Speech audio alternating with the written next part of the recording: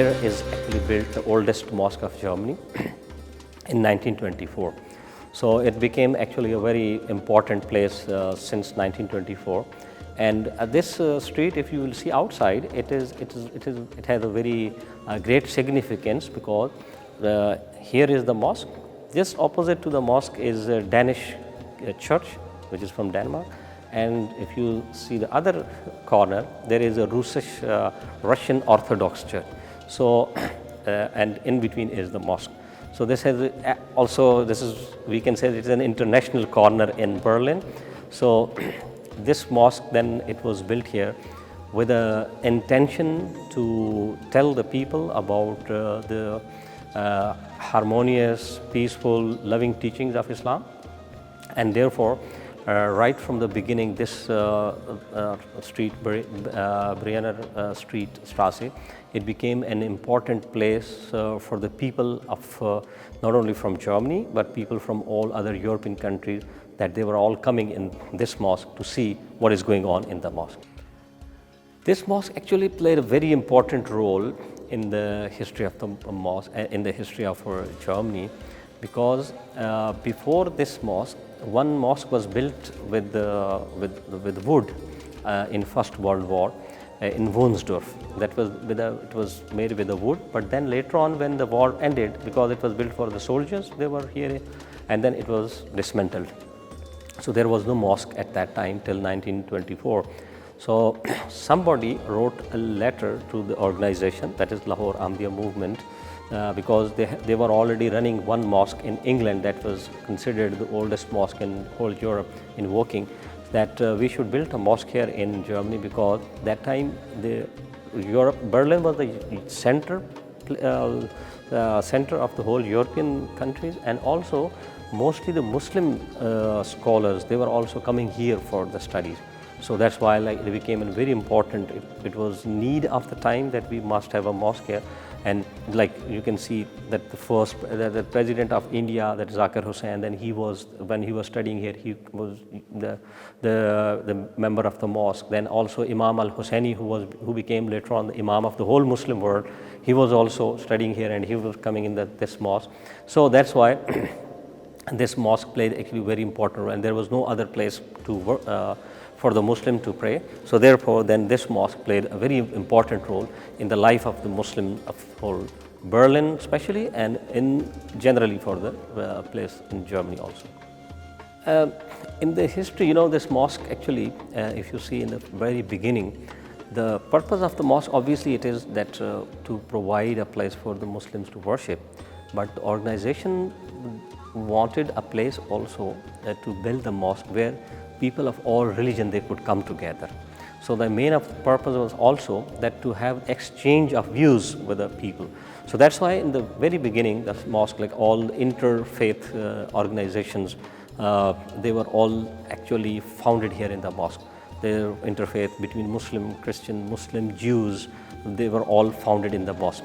And this mosque was not only just for the Muslim, but people like Albert Einstein, he visited the mosque. Then this mosque was visited by Hermann Hesse, Thomas Mann, and so like the Nobel Prize winner, and then many presidents. They have when they used to come, they also visit the mosque. So in the history, it is a long history, and it's more than 5,900 people they converted to Islam in this mosque in the whole history. So it played a very important role, not only just for the Muslim, but with the interfaith and intercultural activities. So because the Jews were also coming here, and that's why during the Nazi period, then mosque became a central, we can say the central place of attention. And mosque played this role that the Imam who were here, they helped people how to leave, many Jews to leave Germany at that time in difficult time.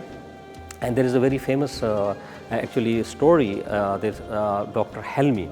And a movie have been made on this, because Dr. Helmi was a Muslim from Egypt, a doctor. He was by profession a doctor, and Israel government had given him the highest award, Yad Vashem, because there was one lady and the whole family. He saved that family and said that her niece, but she could not speak Arabic.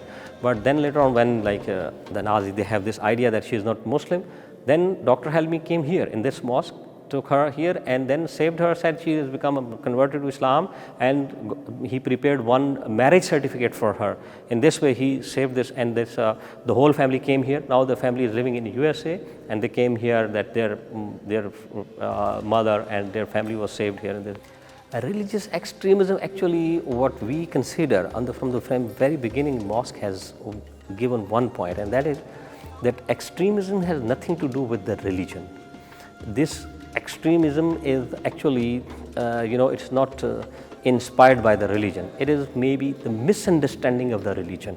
Because when people or some imam or some people, when they misinterpret a religion, and this misinterpretation then leads to extremism. So we from the very beginning have been telling to the people that in religion of Islam there is no place of extremism, there is no place of fundamentalism. Islam is the religion which actually tells us to live with others in peace, in harmony with others, and to take care of others. And we say in the mosque always that we have to respect the law of the country. So if we are living here in Germany, for example, then this is our country, we have to respect its law and should not be involved in any sort of extremism or fundamentalism which is against the law of the country. And although you can talk about your rights, you can talk about your own views, it's a democracy here, but at the same time we have to respect the law of the country. And extremism has actually it is an outcome of all the political motives. You see that wherever extremism we see, even in the Muslim countries, it is all political motivated. The politicians, they misuse religion, and then they mix the religion with the politics, and then it gives rise to the extremism. So we are against all sort of extremism, and we say to the people, no, Islam says peace, live with peace in this country. In the Nadi period, the mosque survived, I think, very gracefully. The people here, they played a very intelligent role, and they didn't have any problem, because what was going on in that time was also political motivated things. It was nothing to do with the religion. So therefore the mosque said that religion should be on one side and that politics on the other side, and therefore they tried to play a role of that people, instead of having a hate for each other, should have come closer to each other and understand each other, the philosophy. And that's why the mosque survived during this period also, and did not have any greater problem in this period. And then obviously what we learned from this period especially, this is actually it should be the lesson for every human being, for every nation, where people that it should not happen again in the history, and that people, whenever they have some motivation that's a bad intention against any other group, against religion, against any community, they should sit and have a dialogue with them, see what they say. Because this kind of things happen only because of the propaganda on one side. When you have a propaganda from one side and you are listening this propaganda against any community, against any religion, what will happen? Obviously, then you become extremist, and then when you don't utilize your mind and you don't think what others say, go and talk with the people, have a dialogue, see, and then you will come to know that this propaganda is actually much more by the politically motivated propaganda, and it has not what you are listening, it is actually as not what is this reality is.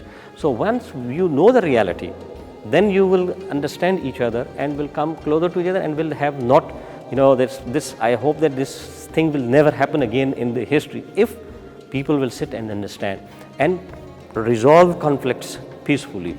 Even what is, for example, now in Gaza or somewhere else, it can be solved easily.